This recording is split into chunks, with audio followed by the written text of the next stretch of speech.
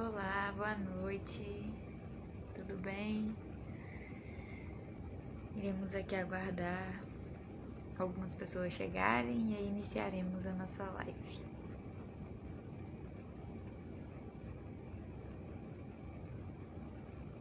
Olá, boa noite, gente. Bem-vindos. Boa noite, Neiva, Laí. Boa noite, gente. Só passando alguns recadinhos, então, antes de iniciarmos, enquanto esperamos nosso amigo chegar. Nós teremos aqui a nossa palestra hoje com o Beto, sequência do livro, né, Caminho, Verdade e Vida. Estamos no capítulo 9, Reuniões Cristãs. Teremos no próximo domingo a Tati, de Luz da Ajuda, falando sobre o tema Silêncio, às 19 horas. E na próxima quinta-feira, Renata, da Fundação Chico Xavier, também dando continuidade ao nosso livro Caminho, Verdade e Vida, no capítulo 10, falando sobre mediunidade. Todos que tiverem interesse também a implantar o Evangelho no Lar, a gente tem uma equipe que pode ajudar e orientar a todos, então pode entrar em contato no direct com a gente, que marcaremos uma data certinha, né, e o horário. E o nosso atendimento fraterno também está sendo presencial às quartas-feiras, de 2 às 4, e aos domingos, das 6 às 7 horas da noite. Então, quem quiser também será muito bem-vindo. Deixa eu só ver se o nosso amigo chegou, que daí a gente faz uma mensagem e convida ele.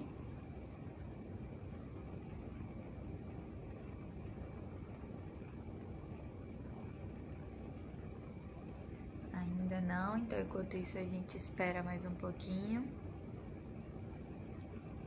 Ah, o Beto tá aí. Vou só ler uma mensagenzinha e aí eu já te chamo, tá bom? Nossa mensagem vai ser do livro Minutos de Sabedoria, de Carlos Torres. Não desanime, aprenda a começar e a recomeçar. Não se deixe arrastar pelas indiferenças. Se caiu, levante-se e recomece. Se errou, erga-se e recomece. Se não consegue dominar-se, firme sua vontade e recomece. Não desanime jamais.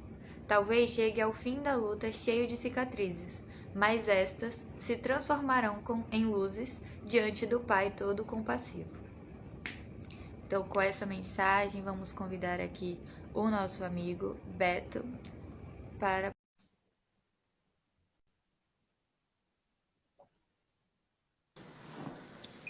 Boa noite, tudo bem? Boa noite, tudo bom?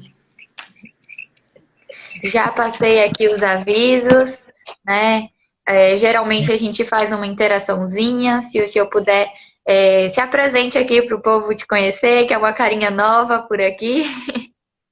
Tá bom aí o enquadramento? Tá tudo certinho? Para mim tá bom. Aí Ah, a galera de casa vai avisando a gente também se tiver algum probleminha. tá bom. Eu sou frequentador do centro, já algo do centro aqui em Porto Seguro, do Porto da Paz, há algum tempo e participei do ESD agora, né, nós concluímos agora no meio do ano e fui convidado, intimado para poder participar da quinta-feira. Quando o trabalho chama, né, não tem muito pra onde correr. É, é Então verdade. seja muito bem-vindo, né? Eu também já, às vezes, sou intimada a fazer as lives, então eu sei do pouquinho assim de nervosismo que a gente sente até, mas fique tranquilo, aqui o povo tá sempre dá o feedback, sempre participa um pouquinho. E aí agora a live é sua, você decide. Geralmente a gente faz a prece e tem a inicial e a final. Você prefere fazer a inicial ou a final e eu faço a outra? Eu prefiro fazer a final, eu já vou estar embalado e aí já faço a final. Se você puder, Letícia, me dizer, assim, mais ou menos quanto tempo para poder ou se tem um horário exato, né, para terminar. Talvez se eu terminar um pouco antes, eu já posso encerrar direto, ou se devolvo para você. Então, assim, se puder me dar essa dica. Geralmente nossas palestras são mais ou menos de 40 minutos por aí. Mas se acabar antes também não tem problema. Aí você finaliza e pode já fazer a prece também se quiser, Tá bom, tá?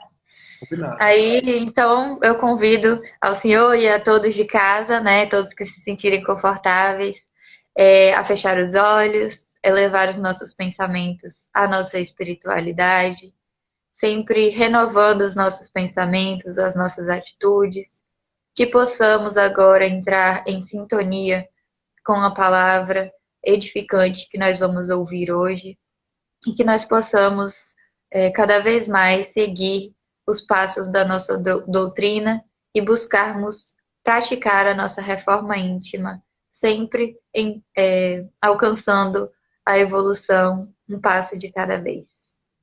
Que assim seja. Que assim seja. Então, Beto, mais uma vez seja muito bem-vindo. Tenha uma ótima palestra. Estarei aqui para qualquer coisa que precisar. Obrigado pela receptividade. Também, se você quiser, em algum momento, fazer alguma intervenção, alguma coisa, fica à vontade, tá? É a minha primeira vez aqui na quinta-feira e recebi, como eu falei, recebi essa missão de falar sobre o capítulo 9, né, do livro Verdade, Caminho e Vida, que trata das reuniões cristãs. E para mim foi bastante gratificante, porque a gente aproveita essa oportunidade para poder.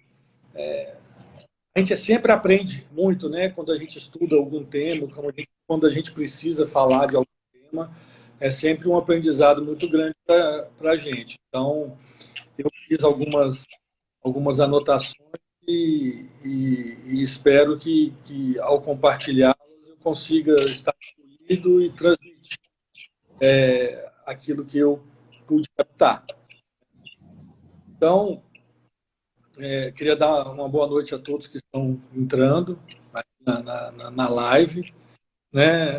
Como eu disse, o capítulo 9 trata das religiões cristãs e o Emmanuel, esse trabalho do livro Verdade, Caminho e Vida, foi uma psicografia do Chico Xavier e ele destaca um pequeno trecho do Evangelho de João e faz a sua própria interpretação desse trecho em um texto pequeno, mas recheado de significados importantes. Né? E hoje, então, a gente busca compreender melhor essas observações do Emmanuel e destacar aqueles pontos que mais nos tocaram, que mais nos chamaram a atenção. Eu vou fazer a leitura, então, desse trecho do Evangelho de João. João, capítulo 20, João, de 20 a 19.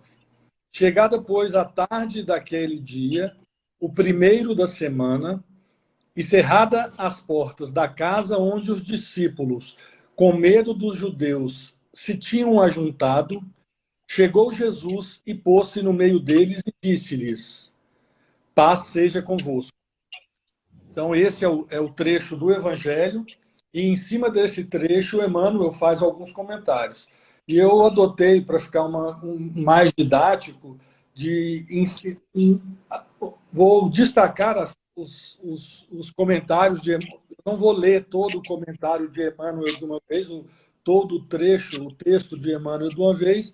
Eu vou fazer pequenas leituras e comentar cada uma dessas partes, assim, o que eu achar mais relevante. Tá?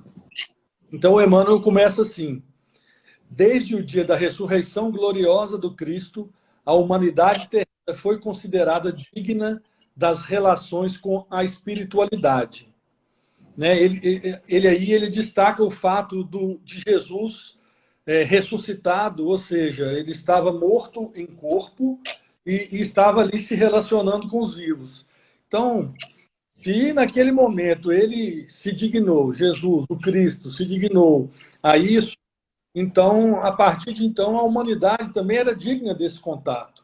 né? E aí Emmanuel prossegue. O Deuteronômio proibira terminantemente o intercâmbio com os que houvessem partido pelas portas da sepultura, em vista da necessidade de afastar a mente humana de cogitações prematuras. O Deuteronômio é um dos 5 livros da Torá, é a codificação feita por Moisés, né? E essa proibição que está explícita no Deuteronômio, nesse livro redigido, feito por Moisés, e por que existia essa proibição de contato entre os encarnados e os desencarnados? Porque essa parte do Deuteronômio, eu vou até fazer a leitura daqui a pouco, ela é uma grande celeuma. Até hoje, em algumas igrejas, elas discutem muito essa questão, né? Então, por que essa proibição constou do Deuteronômio? A gente tem que considerar que as pessoas, naquela época, elas tinham muito pouco conhecimento da espiritualidade. E naquela época o povo era bastante embrutecido ainda, né? Era um povo ignorante. E com isso, eles acabavam utilizando as informações espirituais desses contatos que eventualmente eles aconteciam e nunca deixaram de acontecer, os contatos com a espiritualidade, os contatos espirituais, eles aconteciam e eles utilizavam aquilo para finalidades diversas que não eram finalidades nobres, né?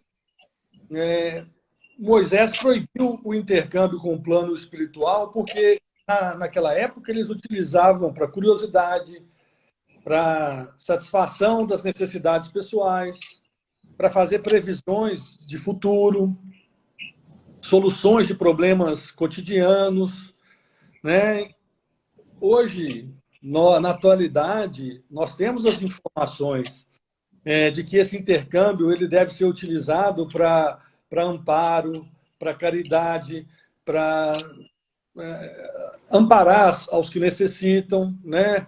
Mas se, mesmo com esse conhecimento, ainda assim, existe hoje, em alguns lugares e algumas vezes, esses interesses, a gente vê esses interesses menores, ou fica sabendo que esses interesses menores prevalecendo, então a gente pode imaginar, naquela época, que eles não tinham tanta informação, ainda não tinha passado ainda né, pelo nascimento do Cristo, não tinha chegado o Consolador, então, sem nenhuma dessas informações, imagine só como era a situação, e Moisés precisava, então, de controlar toda essa situação. E muitas vezes ele usava exatamente do temor a Deus para poder implantar algumas regras que eram necessárias para que ele conduzisse o seu povo, né?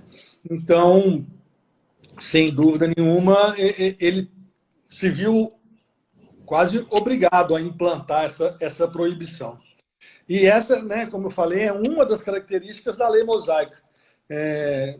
Não só essa, mas várias outras, ele utilizou desse temor do povo a Deus para poder controlar a população, controlar aquela multidão que ele tinha que dirigir. Né? O Deuteronômio, a parte do Deuteronômio que diz respeito dessa passagem, é Deuteronômio 18, 9 a 12. Aí eu vou ler aqui o versículo 9 a 12. Quando entrares na terra que o Senhor teu Deus te der, não aprenderás a fazer conforme as abominações daquelas nações. Entre ti não se achará quem faça passar pelo fogo a seu filho ou a sua filha, nem adivinhador, nem prognosticador, nem agoureiro, nem feiticeiro, nem encantador, nem quem consulte a um espírito adivinhador, nem mágico, nem quem consulte os mortos. Pois todo aquele que faz tal coisa é abominação ao Senhor. E por estas abominações o Senhor teu Deus os lança fora de diante de ti. Então, realmente, quem lê esse trecho percebe que fala muito claramente aqui que nem quem consulte é um espírito adivinhador, nem quem consulte os mortos, pois todo aquele que faz tal coisa é abominação ao Senhor. Essa passagem ela é hoje utilizada por algumas igrejas, principalmente pentecostais, para recriminar o espiritismo, né? Não aceitou, justificando que o contato entre o mundo encarnado e desencarnado não pode ser aceito, né? Porque vai contra a lei mosaica, vai contra a Bíblia, né? E dizer que isso é, em última instância, que isso é pecado. Então, Jesus, nesse momento, ele veio, quando ele chega como morto, ele se apresenta aos seus discípulos, ele está quebrando esse paradigma da lei mosaica, né? Ele está quebrando, só que ele não está, ele está contrariando, mas não é contrariando, ele é muito sutil, né? Ele próprio chega e se apresenta para mostrar, olha, não é bem assim. Então, vamos por aqui, eu sou o Cristo, e eu estou me apresentando, eu morri, e meu espírito está aqui se apresentando aos encarnados. É o primeiro momento em que é quebrado esse paradigma do que foi imposto há 1.500 anos atrás pelo Deuteronômio. E ele aproveitou essa oportunidade para suavizar mais uma vez, a lei mosaica, ainda que quando da sua implantação, né, quando ela foi implantada, existia um motivo justo e necessário. E aí Emmanuel trata disso logo a seguir. Ele coloca assim: entretanto, Jesus, assim como suavizara a antiga lei da justiça inflexível, com o perdão de um amor sem limites, aliviou as determinações de Moisés, vindo ao encontro dos discípulos saudosos. Ou seja, é o que eu acabei de dizer. Jesus, ele próprio, vem ao encontro dos discípulos, né, se apresenta aos discípulos e, ao mesmo tempo que ele faz isso, que ele acalma o coração dos discípulos, ele também aproveita para desconstruir aquela lei mosaica. Então, repetindo, Emmanuel diz: entretanto, Jesus, assim como suavizara a antiga lei da justiça inflexível com o perdão de um amor sem limites, aliviou as determinações de Moisés, vindo ao encontro dos discípulos saudosos. O que ele quis dizer com isso? Um dos exemplos que a gente deve se lembrar da flexibilização da lei mosaica, e se encontra no Evangelho, é a passagem em que o mestre estava na praça, acho que, ele, se não me engano, ele estava rabiscando no chão, e então aparece Maria Madalena correndo dos homens que queriam apedrejá-la. E por que eles queriam apedrejá-la? Justamente por causa da lei que determinava que a mulher que fosse pega em adultério, ela teria que ser apedrejada até a morte. Então, ela chega na praça com os homens correndo atrás dela. Existia uma lei que determinava aquilo. E Jesus, ele veio trazer a lei do amor, e aí ele, sem contrariar a lei, sem, né, no jargão popular, sem peitar a lei ou o que as pessoas entendiam como correto, ele usa de muita sabedoria e da sua força, né, pessoal, para dizer àqueles homens: quem não tiver pecado, que atire a primeira pedra. E aí, a gente sabe da história, cada um deles foi deixando a pedra no chão e foram embora. Né? Essa passagem ela é muito significativa, ela tem diversos significados, além dela mostrar mais uma flexibilização da lei do perdão e das leis mosaicas, ela também tem muitos ensinamentos para a gente. Né? Primeiro, que eu acho, qualquer um de nós pode errar. Né? Que todos merecem o perdão. Que nós não podemos julgar os outros porque nós temos os nossos defeitos. Então, ele faz esse alerta quando ele avisa: olha, quem atire a primeira pedra é aquele que não tiver pecado. Né? Então, a gente não deve julgar as pessoas, por mais que a gente ache que elas estejam erradas, porque nós também temos os nossos defeitos. Mas talvez o que mais me chame a atenção é quando ele diz, quando fica só ele e Maria, e aí ele fala: vá e não peque mais. Então, nós somos passíveis de erro, nós merecemos o perdão, mas desde que nós aprendamos com os nossos erros e busquemos não mais errar. Né? Então, vá e não peque mais. Então, é uma passagem cheia de significado que, além disso tudo, ela ainda traz esse significado de flexibilizar a lei, as leis, as leis até então estabelecidas, flexibilizar através do amor do Cristo. Né? Então, Letícia, pessoal, a lei de Moisés, ela era rígida e ela precisava ser assim, porque o povo era embrutecido, era bárbaro, era ignorante, não tinha conhecimento espiritual. Jesus veio tempos depois e suavizou com seu exemplo de amor. Né? Jesus mesmo disse, aqui, ó, Mateus, capítulo 5, versículo 17 e 18, eu não vim contrariar a lei. Né? Ele veio dar um novo sentido para a lei. Ele veio adaptar a lei. Para quem quiser, esse tema, inclusive, ele é tratado no início do capítulo 1 do Evangelho segundo o Espiritismo. Quem quiser depois dar uma... Acho que eu estou até com... Só um minutinho. E é até interessante, né, também, porque Jesus ele fala muito através de parábolas, analogias, que é justamente para não vir de uma forma bruta, né? É como se ele viesse lapidando as palavras, né, as leis de antigamente, para conseguir passar a mensagem que ele desejava. Exatamente. E o capítulo 1 do Evangelho, do Evangelho segundo o Espiritismo, ele traz exatamente esse trecho, né, de Mateus e desenvolve o tema sobre o Cristo e sobre esse ponto. Eu acho que vale a pena depois uma lida com mais calma. Mas, continuando, a gente precisa imaginar o contexto de como tudo aconteceu. Jesus foi crucificado, né, mas antes de crucificado, ele passou por um martírio terrível, muito grande. Os discípulos confiavam demais em Jesus.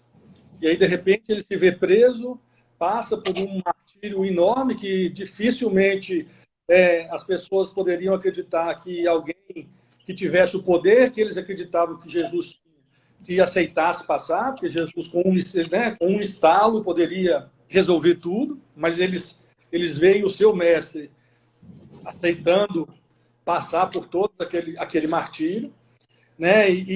Então eles começaram a assistir aquilo com medo. Eu fico imaginando o medo, o pavor, a incredulidade dele e até a dúvida da fé. Poxa, será que eu estava certo em acreditar no mestre? Como é que pode ele deixar isso acontecer? Né? Então, se a gente se transportar para aquele momento, a gente pode imaginar o sentimento dos seus seguidores e o pavor que os acometia. Aí Emmanuel fala assim, eu acho que é uma das partes mais legais, importantes desse texto do Emmanuel. Ele diz o seguinte: cerradas as portas para que as vibrações tumultuosas dos adversários gratuitos não perturbassem o coração dos que anelavam o convívio divino, eis que surge o Mestre muito amado, dilatando as esperanças de todos na vida eterna. Então, essa passagem ela é interessantíssima, porque esse cerrar de portas, ele significou ali se esconder dos judeus que estavam perseguindo, que tinham matado Jesus. Né? Então, Jesus morreu, ele foi crucificado, morreu, ressuscitou, e aí é o momento que, depois que ele ressuscita, que Maria vai ao túmulo e não o acha, é que ele aparece para os discípulos. Mas, nesse momento, eles estão escondidos. Então, esse cerrar de portas que Emmanuel fala significa, naquele momento ali, se esconder dos judeus, perseguidores do Cristo e dos seus discípulos. Mas, para nós, ele deve significar a necessidade de fechar as portas da matéria para esse contato mais íntimo com o Espírito. E também, falando das reuniões cristãs, significa que nós devemos deixar as coisas do cotidiano de lado e nos entregarmos à reunião. Quantas vezes e aí, inclusive, estou falando de mim também, quantas vezes a gente chega com 1000 problemas e não consegue se desligar? Quantas vezes, às vezes, você está participando, principalmente com a pandemia, participando online, você está em casa, você está ouvindo, mas não está participando, né? Então, essa passagem de Emmanuel, ela também é figurada, ela destaca de cerradas as portas para esconder lá dos judeus, da perseguição dos adversários. Esses adversários, para nós, em relação às reuniões cristãs, eles querem dizer as perturbações cotidianas. A gente precisa de deixar as coisas de lado e nos entregarmos para a reunião, seja em que local for, seja no centro espírita, seja na igreja, seja em casa, quando está fazendo o evangelho, né? Mas no momento de você fazer a reunião, você precisa de estar entregue à reunião. E essa reunião também, se for no centro, que seja a mediúnica, que seja a reunião doutrinária, que seja essa que nós, né, essa live que nós estamos fazendo agora, ou que seja uma reunião de estudos, né? A gente precisa de estar focado, Na né? vida toda, né? Isso serve de exemplo para tudo na nossa vida, pra gente aprender a fazer as coisas e deixar os problemas de lado e depois eu resolvo, né? Mas a É, gente tende a se preocupar tanto com tudo ao mesmo tempo que a gente esquece de focar, às vezes, em uma coisa só. com certeza isso. O foco é importante, porque quando você abraça tudo de uma vez também fica mais difícil de você resolver, Tem né? que pega, né? O aprendizado que serve tanto de forma religiosa quanto de aprendizado para a vida, né? Então a gente tem que pensar nisso. O foco para a reunião é o foco na reunião, no que você vai estudar, no que você vai ler ou no que você vai ouvir, mas é também o foco de deixar de lado aquilo que não é do espírito, né? Deixar de lado um pouco aquilo que é da matéria e focar no que é do espírito. Isso é um aprendizado que a gente precisa de fazer e muitas vezes é só a prática que vai nos dar isso, né? Porque a gente realmente muitas vezes tem dificuldade em deixar de lado as coisas cotidianas que às vezes nos incomodam e a gente levar isso para a reunião cristã, né? Seja em qualquer lugar que for. Então a gente precisa de cerrar as portas, não é para os judeus, precisamos cerrar as portas para a maldade, para as influências perniciosas, para afastar daquilo que nos afasta do Pai, que nos afasta de Deus, né?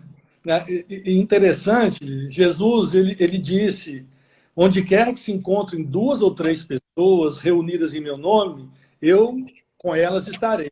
Está lá em Mateus 18:20. O capítulo 28 do Evangelho segundo o Espiritismo também traz exatamente essa informação. E até chama a atenção que, assim, que não importa, como as coisas estão linkadas, né? Que não importa a quantidade de pessoas que estejam nessa reunião, 2 ou 3, ou seja, mais de 2. Pode ser 2 ou pode ser 1000, mas não importa a quantidade, importa a qualidade daquele momento. Então, se a gente tiver cerrado as portas para as coisas de fora e tivermos conseguido focar naquele momento ali, na espiritualidade, no que nós precisamos de fazer, essa reunião ela vai fluir muito melhor. E o Evangelho fala isso, o Evangelho segundo o Espiritismo, ele fala que as pessoas precisam estar reunidas e imbuídas do mesmo propósito. Se cada um tiver para um lado, essa conexão não vai acontecer e a reunião não vai ser, né? Então, essa máxima do mestre, ela só funciona se todos nós estivermos imbuídos da mesma intenção, da mesma vontade, com o mesmo foco, como o que nós falamos. Sintonia, né? É. Então, se a gente voltar aqui no que Emmanuel fala, ele fala assim: cerradas as portas para que as vibrações tumultuosas dos adversários gratuitos não perturbassem o coração dos que anelavam o convívio divino. Ou seja, anelar o convívio divino é buscar o convívio divino, é buscar a divindade, é buscar aquilo que a gente quer. Então, é por isso que cerrar as portas é essencial.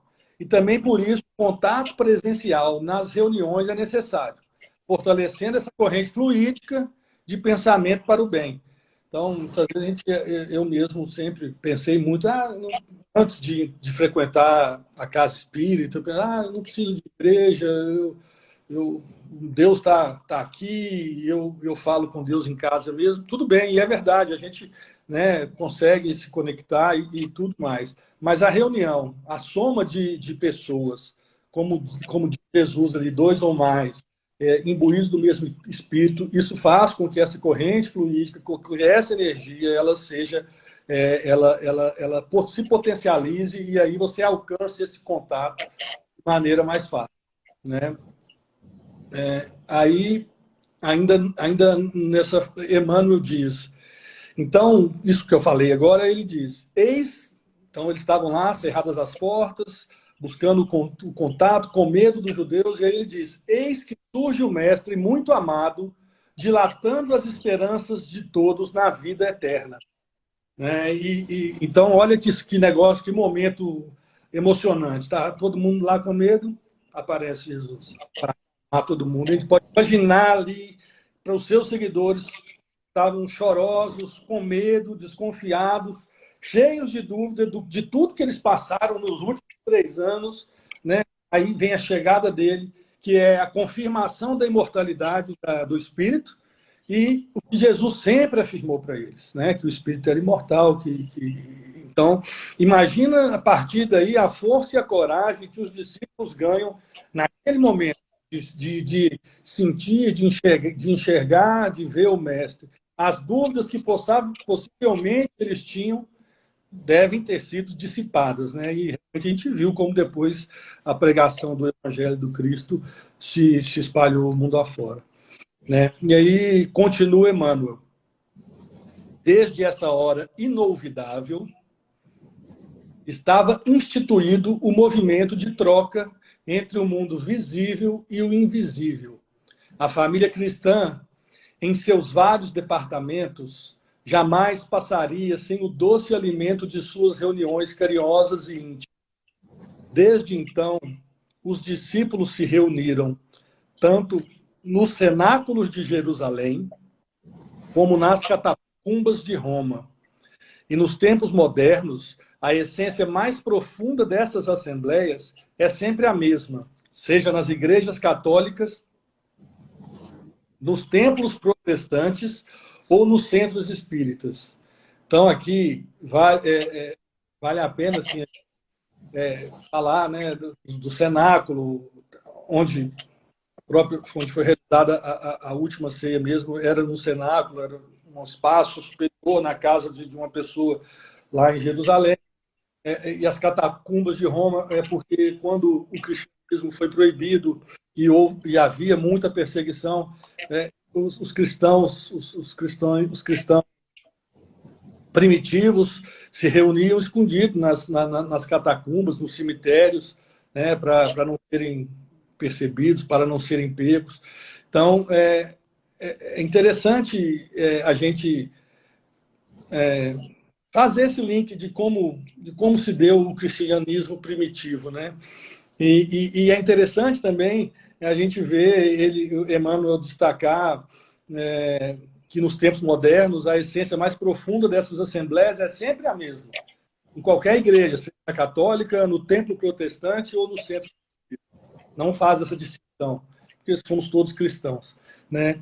Então, qualquer reunião cristã, seja na mediúnica, na nossa mediúnica, seja na nossa reunião de estudo, seja na nossa reunião doutrinária, na nossa palestra, no Evangelho no Lar, seja lá na Igreja Católica ou na Protestante.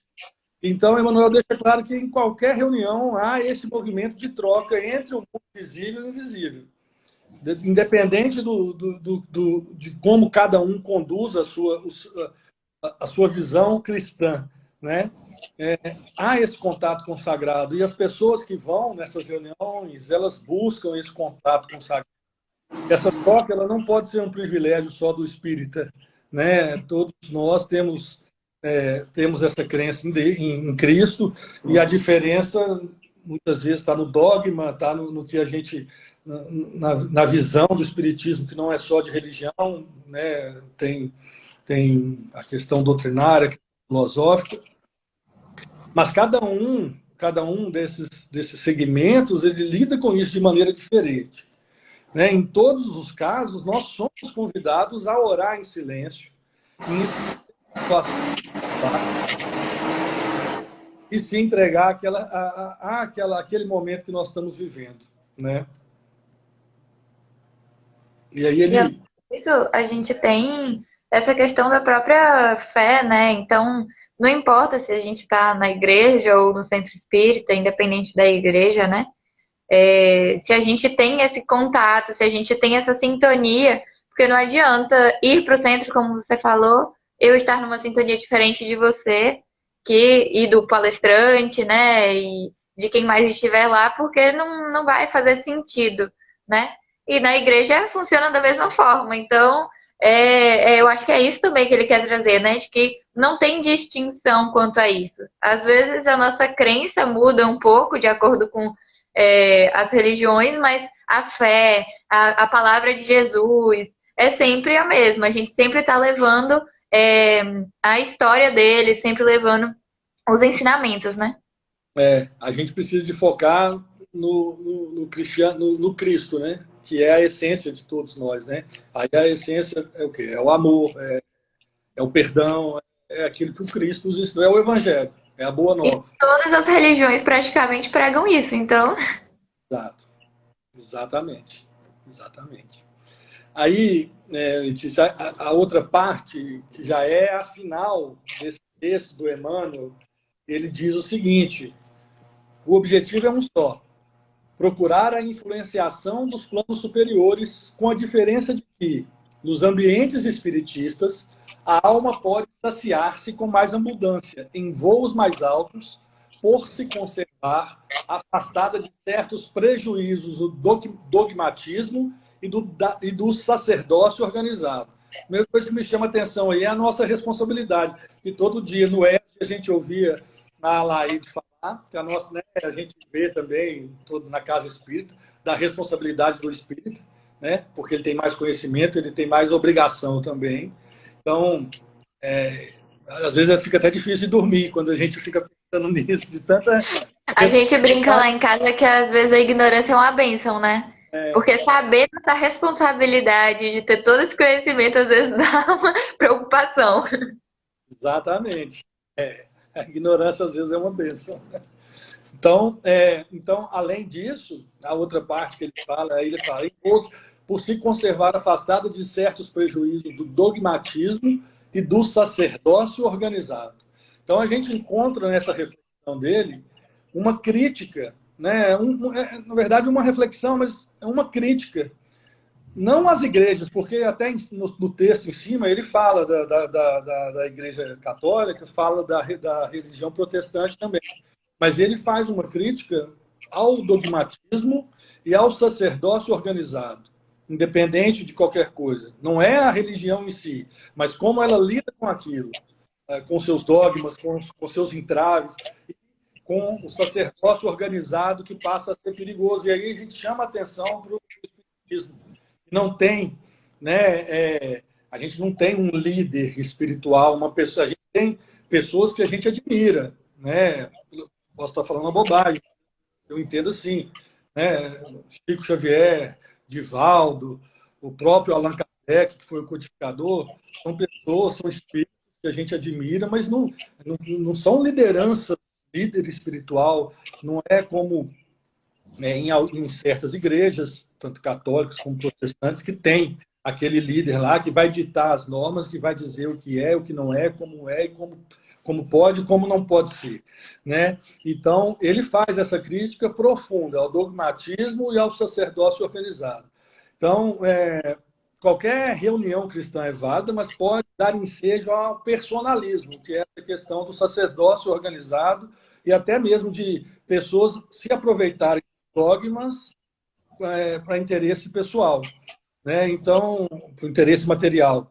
Então, quanto mais simplicidade houver nas reuniões, que não quer dizer desorganização, mas quanto mais simplicidade houver nas reuniões, mais livre ela estará desse risco de cair em dogmas ou em sacerdócio organizado. Né? Então, mais fácil ela vai conseguir estar focada na essência desse contato com o divino. Se tiver floreio demais, pode ser que aconteça de cair na tentação e se perder, na verdade, a essência, que é o contato com o divino. Vale a gente chamar a atenção também essa questão, eu falei, as reuniões do cristianismo primitivo, elas, nos cenáculos, nas catacumbas, apesar de elas serem muito perigosas, né, para as pessoas, risco de prisão, risco de serem presas e torturadas, risco de serem mortas, serem julgadas aos leões, nos circos. Essas reuniões elas eram abertas, elas não eram reuniões fechadas. Elas tinham que ser sigilosas para não vazar, para não correrem muito risco, mas elas não eram fechadas. Qualquer pessoa podia participar, né?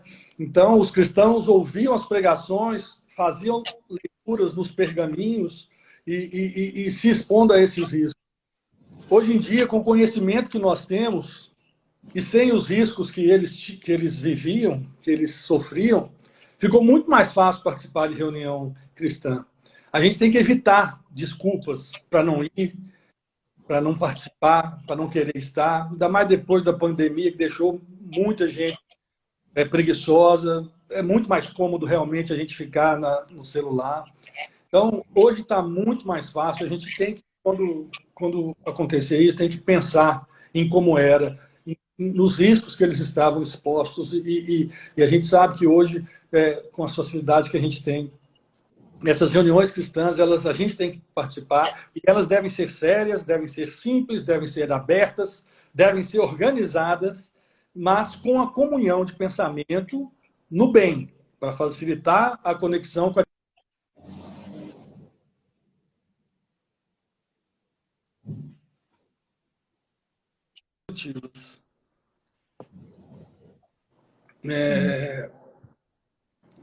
Ô, Letícia, eu já encerrei. Se você quiser complementar alguma coisa, estou à disposição, assim, se quiser alguma coisa que eu possa, não tirar dúvida, porque quem sou eu, mas para contribuir, voltar aqui nas anotações, estou à disposição. Não sei se está no tempo. Eu vou fazer das palavras aqui do povo que comentou aqui, participou da sua live, as minhas também, de que você foi muito feliz em todas as suas palavras. Foi uma excelente estreia. Começou com o pé direito e que eu assino embaixo em tudo que você falou. Realmente, eu acredito que essa tenha sido a mensagem principal, né? Que Emmanuel tentou trazer aqui pra gente. De a gente não bambear tanto, continuar firme, né? Nas nossas crenças, sendo simples e realmente tentando levar essa palavra de Jesus da forma que ele traz aí nas mensagens. Então, como que o povo tá falando, arrasou, parabéns, né? Também trago. Tá todo mundo aqui chovendo elogios para você. Bom. E pode finalizar aí da forma que você preferir, fazendo a prece, tá bom? Eu fico feliz que tenha conseguido transmitir as observações aqui que eu consegui fazer. Fico muito feliz. A estreia é sempre emocionante e que bom que gostaram, mas também você foi uma anfitriã maravilhosa, viu, Letícia? Agradeço muito, a sua É sempre um prazer. produção, tá? E aí, se vocês quiserem fazer uma prece bem breve, se quiserem fechar os olhos, fiquem à vontade, tá? Mas, para encerrar, seja qual religião for, seja em que momento das nossas reuniões no centro espírita for, seja no Evangelho no Lar,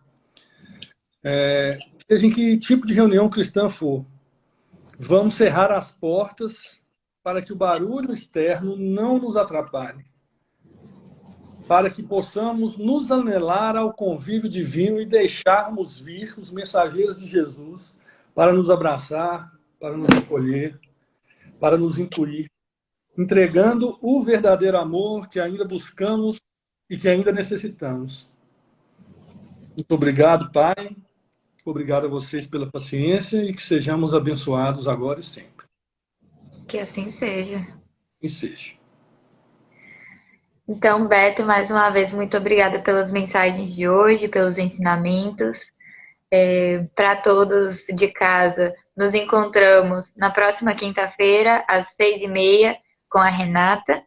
E dando continuidade, né, ao nosso livro do Caminho, Verdade e Vida. E, para quem puder, no domingo, às 7 horas, lá no centro, com a Tati, falando sobre o silêncio. Então é isso, gente. Tenham todos uma boa noite. Boa noite, Beto. Boa noite. Fiquem todos Obrigado. com Deus.